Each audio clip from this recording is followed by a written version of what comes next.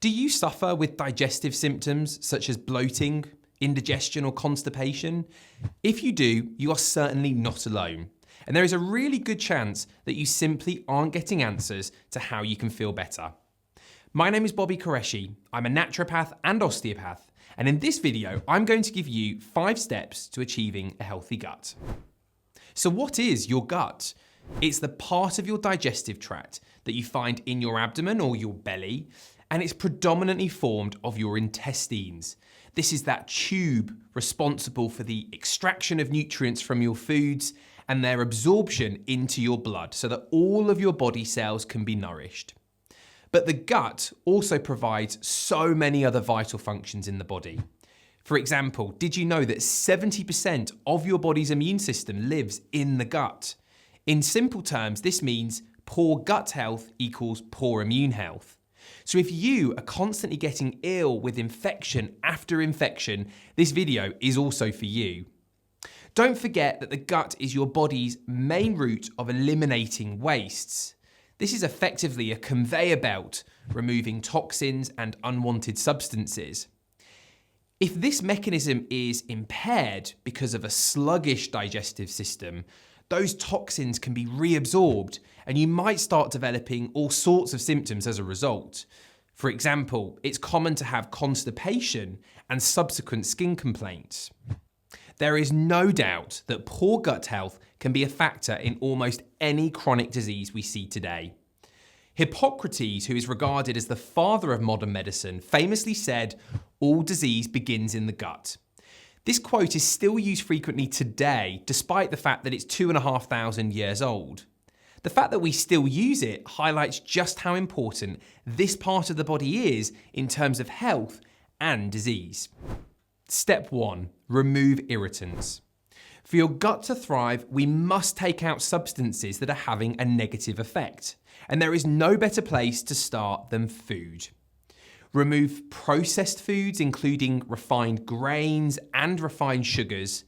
These are substances that have been stripped of their nutrients and vitally stripped of their fiber content.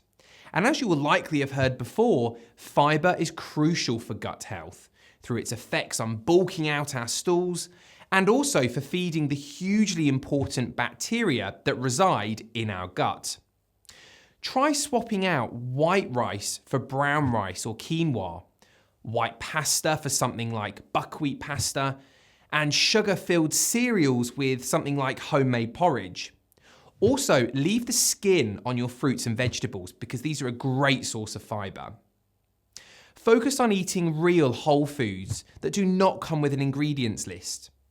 Also focus on organic foods to avoid those harmful pesticides, or at least ensure that you're washing non-organic fruits and vegetables in something like a 10% white vinegar and 90% water solution. Commonly used additives, such as carrageenan, have been associated with gut inflammation and bloating. So be sure to check ingredients lists carefully. As a simple tip, if you ever see an E number, avoid it. Also remove any foods that are reacting in your body negatively. For example, they might make you bloat, they might give you diarrhea. Common culprits are gluten or wheat and dairy. This is also the time to cut out or at least minimize caffeine and alcohol. Have you ever noticed that drinking either of those gives you some loose stools or some bloating? This is just a reflection of how they are irritating your gut lining. Also think about food packaging. Make sure that your food is not bathed in BPA-rich plastic. Avoid using cling film and instead opt for glass containers, baking paper, and reusable beeswax wraps. As part of this first step, I would also make sure that you are not taking unnecessary over-the-counter medications. For example, non-steroidal anti-inflammatory drugs like ibuprofen, when it really might not be needed. Studies have shown us that this group of medication in particular are detrimental to the gut barrier. For many people, this step alone of removing the irritants will result in improvements in gut symptoms. Step 2, optimize digestion.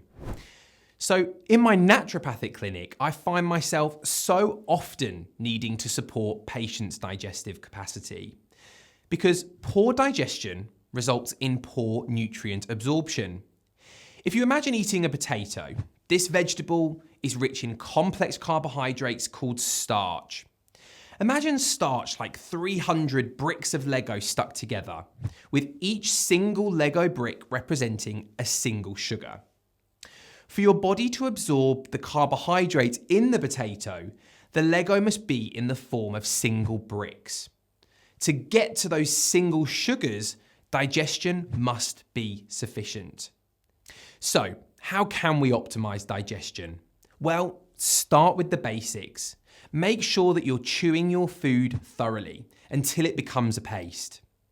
Also, do not drink liquids with your meals, because liquids mixed with solid foods will only dilute those important digestive juices in your gut, which are rich in enzymes. I also recommend to include bitter greens, such as rocket, dandelion leaves, and watercress into your meals. Bitter tasting foods have a profound effect on stimulating the release of digestive juices throughout the entire digestive tract. This includes secretions such as saliva, stomach acid, and pancreatic juice. Certain bitter herbs, such as golden seal and barberry bark, can also be used at the start of a meal to generate the same effects.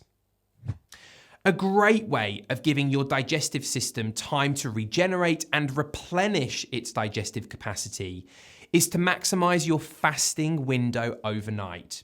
This is what we call intermittent fasting, and this is something that I do every single day.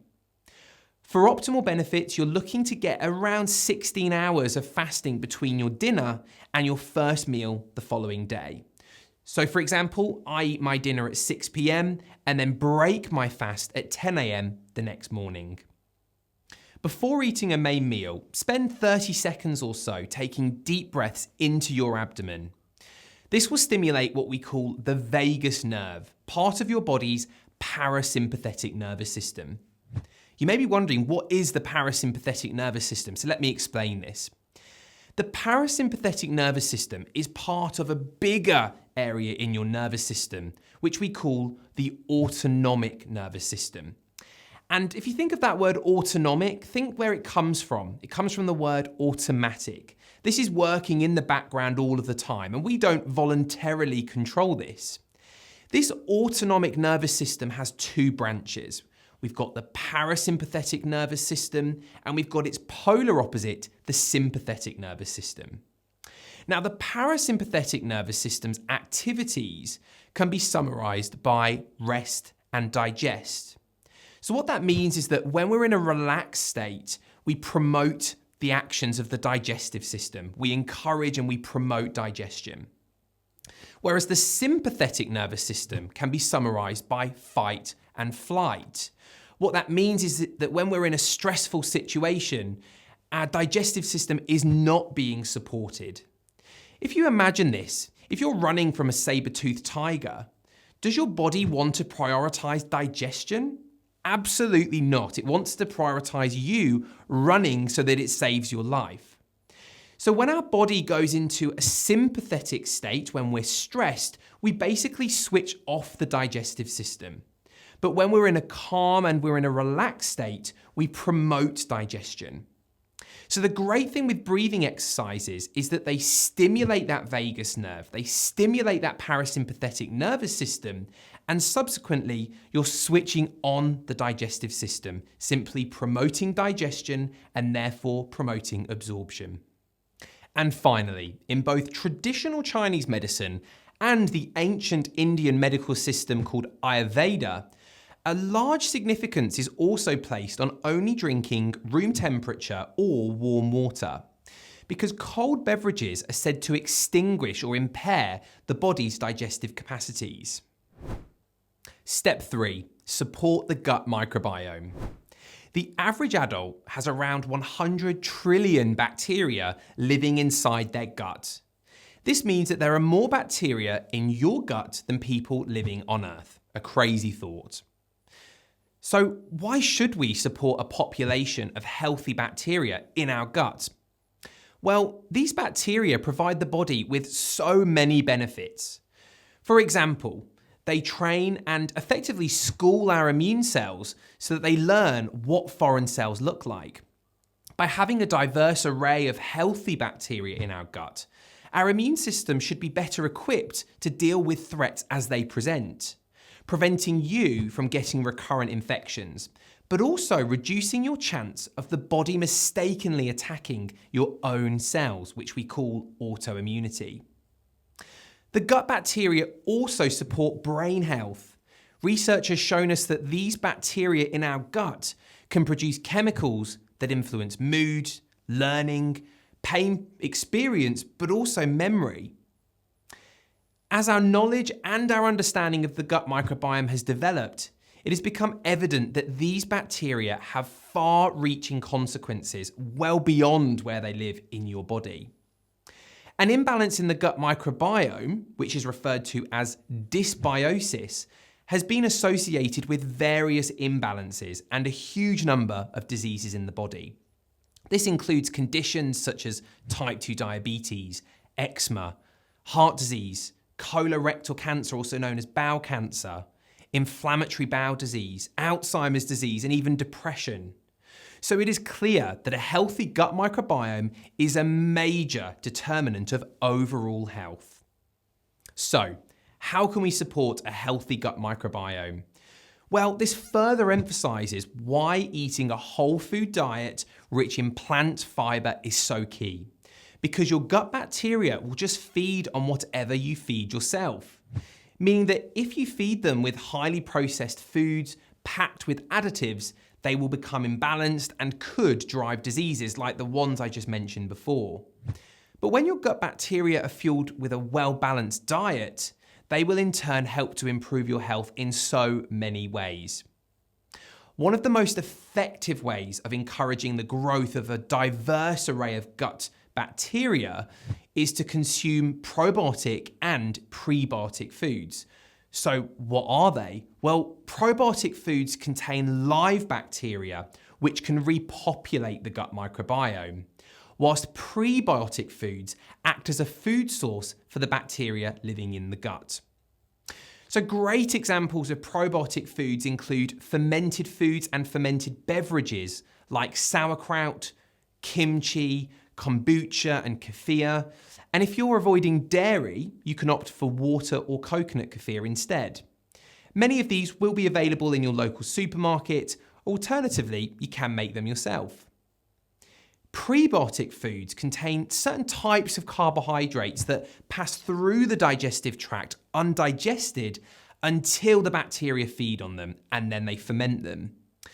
This process of fermentation causes gas to be produced. And this is why you should slowly increase these foods into your diet if you're not used to eating them, because they can create a lot of gas. Some of the best prebiotic foods are foods like chicory, garlic, onions, legumes, and asparagus. So try and include these on a gradient into your diet. Step 4, support the gut barrier. The wall of the gut separates its internal contents, which include food and bacteria, from the surrounding blood. This barrier is crucial because without it, substances from the gut would leak into the blood at an uncontrolled rate. And when undigested portions of your food and fragments of bacteria enter the blood, they cause the immune system to become overactive. This is what we call leaky gut. And this can drive many diseases in the body, including autoimmune diseases, cardiovascular disease, so heart disease, and even diabetes. So, how can we help to seal up that gut barrier? If you consume animal products, bone broth is an excellent way of nourishing that gut barrier. It's rich in substances like collagen, which support the gut wall integrity, but also reduce inflammation.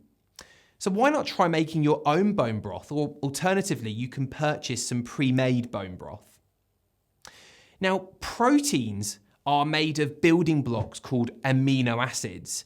And one of these amino acids, called glutamine, is well known to help with that intestinal barrier. I imagine glutamine a bit like glue in your gut wall. Consume foods rich in glutamine such as cabbage, spirulina, asparagus, and also salmon. If you can tolerate it, cabbage juice is an excellent source of glutamine. You could also try using herbs like slippery elm. This is a herb I often use in my own clinic, and it's best to use this as a powder, but you can also use this in the form of capsules. The powder simply needs to be mixed up with a glass of water. Just make sure that it forms a viscous liquid, not too thick, and then you swallow it. Slippery elm provides a mucus-like coating in your gut that assists with that gut barrier support. Step 5, address your stress. As I mentioned earlier, in states of stress, our body effectively switches off the digestive system. This is all due to the effects of that sympathetic nervous system. Remember, fight or flight. So the implications of chronic long-term stress on this vital system can be vast. I always ask my own patients to tell me about their stress levels, and 9 out of 10 patients will tell me that they consider their stress levels to be high. So if I asked you to think about your stress levels, what would you say? If you're one of the 9 out of 10, this step is most certainly for you. To best address stress, you must first identify the cause of it. For example, do you have a relationship problem that needs resolving? Do you have a good enough work-life balance? Are you unhappy in your job? Think about these things. Further to this, enjoy a 20 to 30 minute relaxing Epsom salt bath 2 to 3 times a week. Use 500 grams to 1 kilogram of salt in a bath to really reap the full benefits from these salts, which are really high in magnesium. You could also try doing some deep breathing exercises whilst you're laying in the bath. Breathe in for 3 seconds, hold that breath for 4 seconds, and then breathe out for 5 seconds. One of my favorite herbs for stress relief is chamomile, a beautiful herb. Try making yourself a chamomile tea every evening. And to really reap the full relaxing benefits, use organic dried flowers and infuse around about 1 tablespoon in almost boiling water. Allow this to infuse for 10 to 15 minutes and then drink. Chamomile does not only calm that sympathetic nervous system, but also reduces inflammation, as well as reducing spasms throughout the digestive tract. So, what steps do you need to take to improving your gut health?